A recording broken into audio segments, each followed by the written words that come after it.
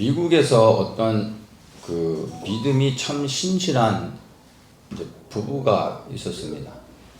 이 부부가 이제 아이를 한 명 낳았는데 이제 신실한 가정이니까 이제 딸아이를 낳는데 딸아이를 이제 믿음으로 아주 어려서부터 잘 이제 양육을 이제 부모가 했습니다. 그래서 한 만 4세 정도 됐을 때 이 딸아이가 인격적으로 예수님을 이제 만나서 자기의 입술로 예수님이 자기의 구원자 되심을 고백하고 예수님을 자기의 주인으로 이제 영접하고, 그래서 아주 어려서부터 이 어린아이도 이 딸도 믿음 안에서 바르게 잘 성장을 했습니다. 그래서 이제 고등학생이 됐는데 공부도 이제 잘하고 학교에서 뭐 친구들 사이에서 또 항상 그 인정받고 또 모든 학생들에게도 귀감이 되면서 주변의 친구들로부터 가장 이제 가까이 지내고 싶은 친구, 그리고 어떤 문제가 있으면 이 아이한테 와서 친구들이 상담하고 고민을 털어놓고 또 이 친구가 신앙적으로 또 도움을 주면서 이렇게 권면해주고 이런 이제 딸이 됐습니다. 어느 날 아버지가 경찰로부터 전화를 한 통화를 받았는데 교통사고로 지금 딸이 그 병원에 입원한 상태니까 이제 또 어느 병원으로 가라고 그래 소식을 듣고 이제 병원에 이제 도착을 했는데 도착했을 때는 이미 딸아이가 이제 죽은 상태였습니다. 그래서 이제 마지막 가는 이제 모습도 못 보게 된 거죠.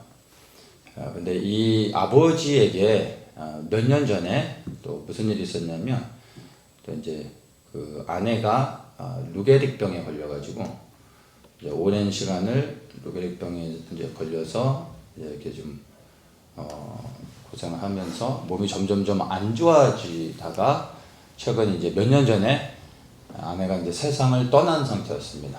그리고 이제 외동딸인 그 이제 마지막 남은 가족마저 이제 잃게 된 거죠. 그래서 모든 가족을 이제 다 잃어버리게 된 거죠. 신실한 믿음의 아버지였음에도 불구하고 이제 딸의 그 어머니가 이제, 그러니까 아내가 죽었을 때는 그래도 이제 믿음으로 잘 극복을 했었는데 이제 사랑하는 이제 딸이 이제 죽고 나니까 믿음이 좋은 그 아버지였음에도 불구하고 이제 많이 이제 힘들었겠죠. 그래서 그때는 처음으로 이제 하나님께 대한 의심이 생겼대요. 왜 나한테 이런 일이 일어나는가? 하나님은 왜 내 모든 가족을 데려가시는가?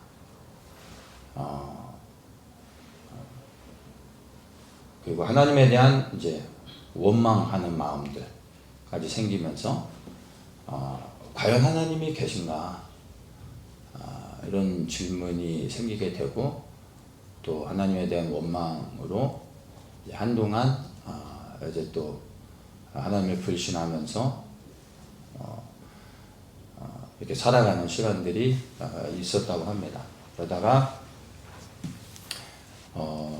이제 어느 날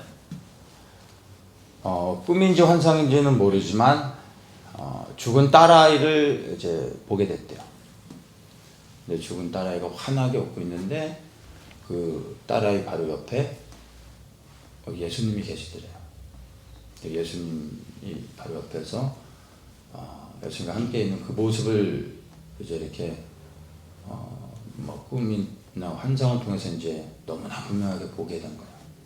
그리고 이분이, 이 아버지가 이제 그 순간 딱 깨닫게 됐대요. 내 딸이 죽은 것이 아니구나. 죽은 게 아니라 살아있구나. 그리고 예수님이 함께 계시구나. 이거를 이제 온몸으로 이제 깨닫게 됐대요. 그리고서 주님에 대한 이제 믿음과 신뢰가 다시 이제 회복이 됐다고 합니다. 그런 감정은 이제 미국에 사는 이제 메시아닉주가 한 고백인데, 그 고백을 하면서 이야기했던 것이 영원한 생명에 대한 그 소망, 그것을 아버지가 이야기를 했습니다. 이 메시아닉주 형제의 감정을 이렇게 좀 제가 보면서 영원한 생명에 대해서 한번 좀 더 깊이 생각하는 시간을 갖게 됐습니다. 우리에게 이런 일이 일어나면 안 되겠죠. 누구도 원치는 않죠. 그러나 이제 우리가 부인할 수 없는 것은 이러한 일들이 항상 일어나고 있다라는 겁니다. 누군가는 이러한 일을 겪고 있다는 겁니다. 그렇죠? 근데 그것이 내가 아니기를 바라지만 우리에게도 그런 일이 일어날 수 있다라는 것을 우리는 또 부인할 수는 없는 겁니다. 예수님을 믿고 살아가면서도 이 부분에 대해서 항상 고민합니다. 그리고 질문하죠. 이런 질문들을 저는 참 많이 들어봤습니다. 왜 하나님이 이러실까? 하나님이 정말 살아계신다면 이러실 수 있는가? 하나님이 살아계시는데 어떻게 나에게 이런 일이 일어날 수 있는가? 하나님이 정말 살아계신다면 나한테 이러실 수 있는가? 내가 볼 때 저 사람은 너무나 믿음이 좋은 사람인데 어떻게 저 사람에게 하나님이 저러실 수 있는가? 정말 하나님이 살아계신 게 맞는가? 근데 이런 부분은 저는 여러 번 사람들과의 대화를 통해서 이야기를 통해 저는 많이 들어봤습니다. 그리고 사실 우리도 그런 질문들을 한 번씩 해보지 않습니까? 그럴 때 이것을 풀어서 설명해 줄 수 있는 사람은 아무도 없을 것 같아요. 왜 이런 일이 일어났는지 우리는 이것에 대해서 해석해 주거나 우리가 위로해 줄 수는 없습니다. 저도 딱히 혹시 누가 이제 그 아버지에게 일어났던 이런 일들을 누군가 겪게 된다면 그 상황 속에서 제가 해줄 수 있는 말은 아무것도 없습니다. 입을 잘못 열면 그게 더 큰 상처가 되겠죠. 누구도 위로할 수도 없고 설명해 줄 수도 없습니다. 그런데 제가 한 가지 분명하게 말씀드릴 수 있는 건 있습니다. 죽음이 끝이 아니라는 거. 그게 우리 그리스도인들이 갖는 소망이 아닌가 생각합니다. 그 죽음 후에 우리 그리스도인들에게는 영원한 생명에 대한 소망이 있다는 거죠. 그리스도인으로서 우리가 신앙생활을 해나가면서 우리에게 가장 큰 소망이 뭡니까? 신앙생활의 목적이라고 말할 수는 없지만 우리 개개인의 신앙생활 가운데서 우리 스스로 나에게 적용을 할 때 가장 중요한 것은 무엇입니까? 나에게 적용할 때 영원한 생명을 얻는 거 아니겠습니까? 여러분, 영원한 생명에 대한 분명한 확신을 갖고 있습니다. 그러니까 내가 죽으면 천국에 간다라는 의미가 아니라 영원한 생명이 있다라는 거에 대해서 여러분들은 확신하고 있습니까? 그래서 믿으십니까? 요한복음 5장 24절에 내가 진실로 진실로 너희에게 이르노니 내 말을 듣고 또 나 보내신 이를 믿는 자는 영생을 얻었고 심판에 이르지 아니하나니 사망에서 생명으로 옮겼느니라. 아멘. 이 말씀은 예수님께서 직접 하셨습니다. 여러분, 예수 그리스도를 믿는 사람은요, 사망에서 생명으로 옮겨지는 겁니다. 예수님을 믿어도 죽습니다. 그러나 죽음이 끝이 아닙니다. 죽음으로 인하여 이제 우리가 부활의 생명을 가지고 영원한 생명을 얻어 하나님 앞에서 살 수 있게 된다는 겁니다. 이 부분은 영생에 대한 것을 예수님께서 분명하게 우리에게 말씀해 주셨다는 겁니다. 영원한 생명이 있다라는 것, 그리고 예수 그리스도를 믿고 그 믿음 안에서 살아가는 자는 이 약속되어진 영원한 생명을 얻게 된다라는 것을 우리 그리스도인들은 다 압니다. 그리고 이것을 동의하고 이것을 믿습니다. 그런데 이것을 믿지만 이 사실이 여러분들에게 있어서 이게 실제가 되고 있는지를 우리 한번 곰곰이 생각하면 좋겠습니다. 얼마나 이 영원한 생명, 영생이 나에게 실제가 되어졌는가. 그래서 나는 이것을 정말 믿으며 이 소망 안에서 실제로 나의 삶을 살아가고 있는가. 앞에 소개드렸던 이 아버지도 신실한 믿음의 사람이었습니다. 그러나 모든 가족을 잃었을 때 이 영원한 생명에 대한 것을 소망하지 않았겠습니까? 예수님을 믿으면서 이 영생에 대한 소망을 갖고 살았음에도 불구하고 가족을 잃었을 때는 모든 소망이 사라져버렸던 거예요. 영생을 불신했다라는 것이 아니라 이 영생이 그분에게 실제가 되지 못했었던 겁니다.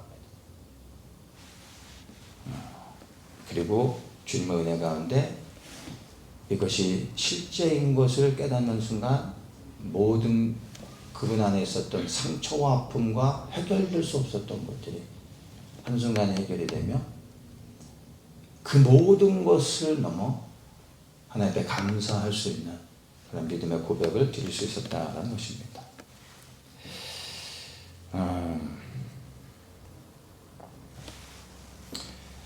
우리가 영원한 생명에 대한 소망을 갖고 있는데 영원한 생명이라는 것은요, 땅에 대한 게 아니라 하늘에 대한 겁니다.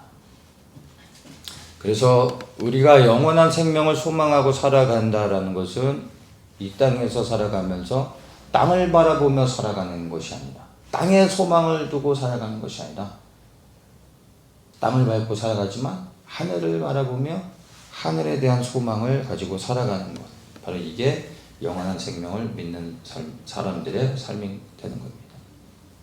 하늘의 소망, 영원한 생명이죠. 그래서 이 영원한 생명을 소망한다는 것은요, 이 세상의 삶이 끝이 아니라 사실은 죽음 이후에 영원한 생명, 영원한 삶이 있다라는 것을 믿기 때문에 영원한 생명을 소망할 수 있게 되는 겁니다. 그래서 보이지는 않지만 그러나 실지 않은 이 영생을 향해서 초점을 맞추기 위해서는요, 우리에게 믿음이 필요하고요, 그리고 인내가 필요합니다. 그리고 기다림의 시간들이 있어야 되는 겁니다.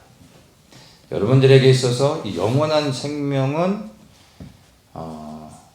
이론입니까? 아니면 실제입니까? 여러분들의 삶을 한번 점검해 보시면 좋겠습니다.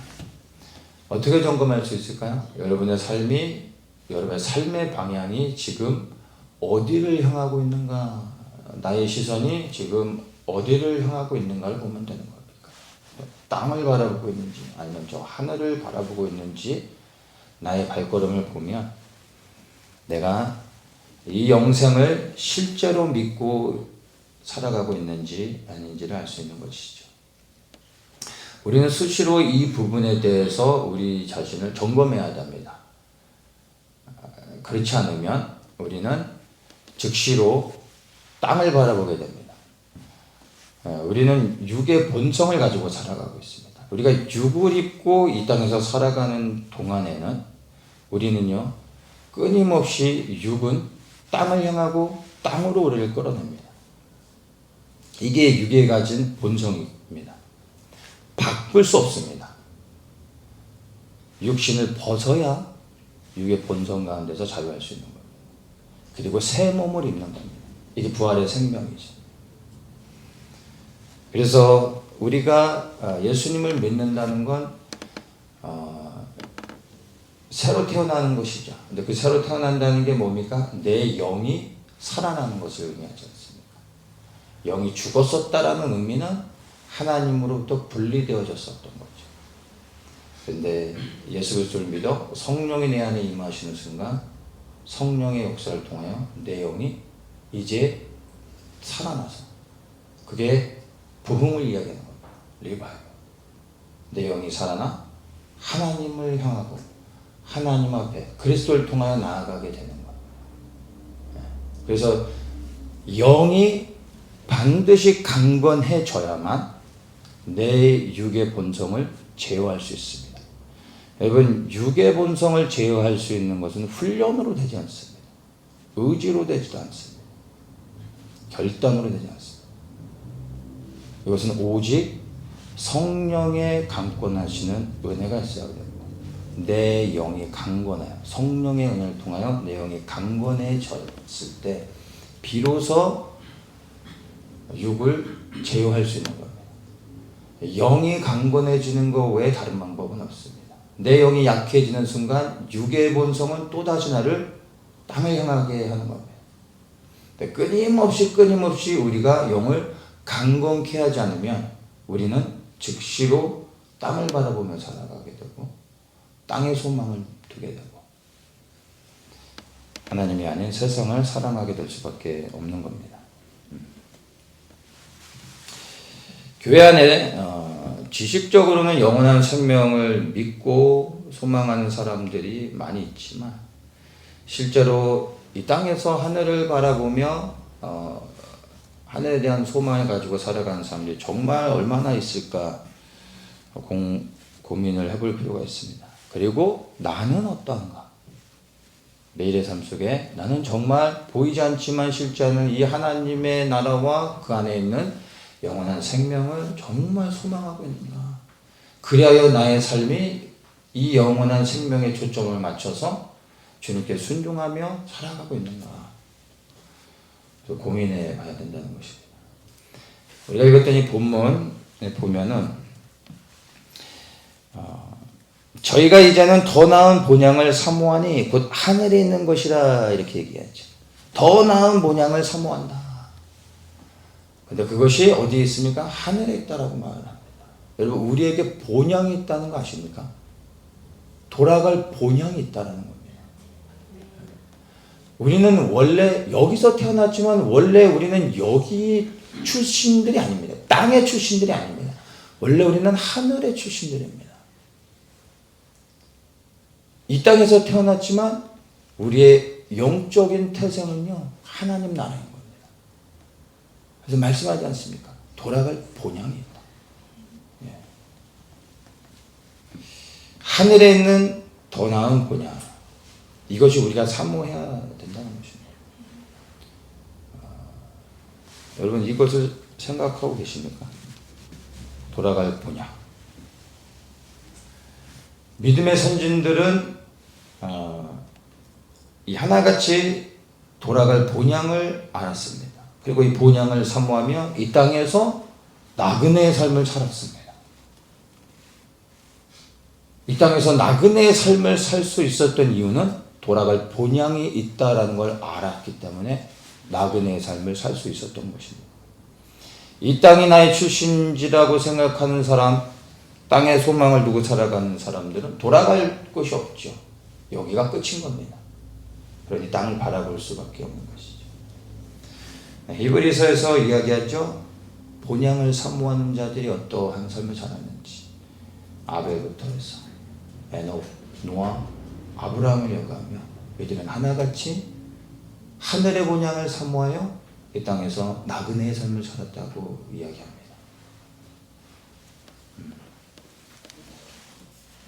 우리에게 돌아갈 본향이 있다라는 것을 알고 믿고 거기에 우리의 삶을 맞추는 것은요, 너무나 중요한 것입니다. 이것이 분명해진다면 우리가 어떠한 상황 가운데 처해진다 할지라도, 무슨 일을 겪는다 할지라도 우리는 흔들리지 않을 수 있는 것입니다. 하루 종일 바깥에서 무슨 일을 하든 간에 여러분 저녁이 되면 우리는 집으로 돌아갑니다.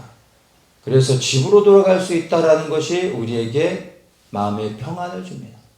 이제 일을 마치면 그래도 나는 오늘 집에 돌아갈 수 있으니까. 근데 여러분 하루 종일 고생을 했음에도 불구하고 저녁에 해가 졌는데도 돌아갈 집이 없으면 그 사람의 심정은 어떻겠습니까? 밤이 됐는데 돌아갈 집이 없는 거예요.